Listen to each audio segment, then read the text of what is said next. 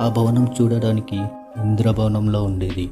కానీ ఏం జరిగిందో తెలీదు. ఒకరోజు మధ్యాహ్నం భవనం నిండా మంటలు. ఆ మంటల తాకిడికి వస్తున్న దట్టమైన పొగ చీకటిని తలపిస్తుంది. అక్కడ ఉన్న ప్రజలంతా ప్రాణభయానికి చిన్న పెద్ద తేడా లేకుండా ఒకరిపై ఒకరు పడుతూ ఆ భవనం నుండి దూరంగా వెళ్ళిపోతున్నారు. ఇంతలో ఫైర్ ఇంజన్ వచ్చింది. మంటలు కాస్త అదుపులోకి వచ్చాయి. కానీ అప్పుడే లోపలి నుండి హెల్ప్ హెల్ప్ అని ఎవరో అరవడం గమనించారు. కానీ రెస్క్యూ టీం లోపలికి వెళ్ళటానికి ధైర్యం చాలలేదు. అక్కడ ఉన్న వాళ్ళంతా అలా మంటల వైపు చూస్తూ ఉండగానే వాళ్ళ మధ్యలో నుండి ఎవరో ఆ మంటల వైపు వెళ్ళటం గమనించారు.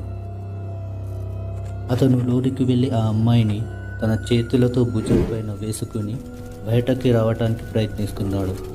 కానీ అదే సమయంలో ఒక పెద్ద వుడెన్ చెక్క తన తలపై పడడంతో అతను అక్కడికక్కడే స్పృహ కోల్పోయాడు.